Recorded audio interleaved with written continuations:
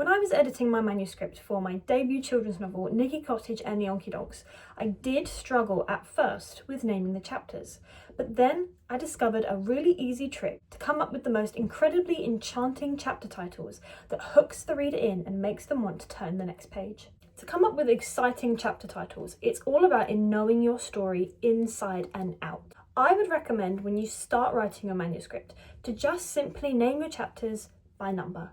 1, 2, 3, and so on. Don't worry about chapter titles while writing the manuscript. It's a waste of your time. You need to get that story out there like what I did in my book.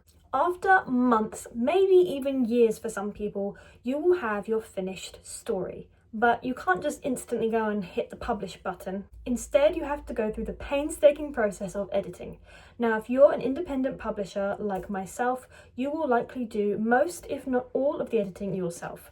I did most of the editing myself while having other editors chip in with different ideas for those times that I needed a little extra assistance. Editing your book is pretty boring, I must admit. I didn't sign up to be an editor, I signed up to be a writer. But if you're going to independently publish, it's part of the package. I recommend that you edit a chapter at a time. So start with chapter number 1.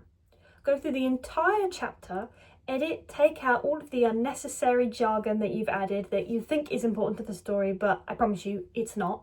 And once you get to the end of that chapter, you'll have a really good feel of what occurred in that chapter. What was the main event in that small chunk of pages? Was it a cat got lost? Was it your main character dropped a basket of eggs, for example? That's exactly what I did when writing my book, and it is a fail-safe method. My very first chapter in Nicki Cottage and the Onkydonks is entitled Cottage on the Hill. Very succinct, very to the point, because that's all the first chapter is about.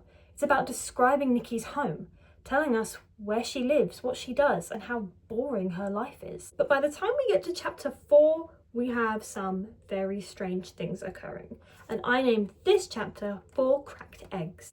If you read the book, you'll know what I'm talking about. If there's a chapter where you're introducing a major character or multiple major characters in the book, I recommend naming the chapter after those characters. For example, in chapter 8, we're introduced to Herphanus and the Dark Fairies, so I aptly named it so. This is not only helpful for your readers to understand the pacing of the book, but also for you, when going back and looking through your finished manuscript, you'll be able to see just through the table of contents, this happens here, then this, then this. This is extremely useful, and if you're not independently publishing but actually choosing to go the traditional route, this can be very helpful when writing your synopsis. You can also add a little bit of emotion into your chapter titles if that chapter is a very heavy chapter. Chapter 18, we see one of the precious Onkydonks, Willow, be completely and utterly vulnerable with herself and with her other Onkydonk friends. So I named the title Weeping Willow.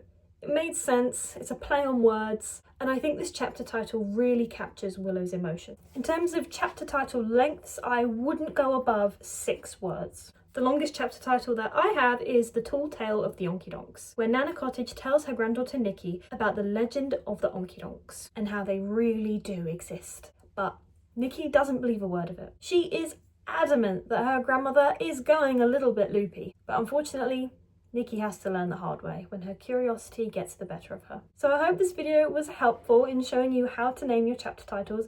If you have any questions about naming your chapters, please let me know and I will answer every question you have. Bye!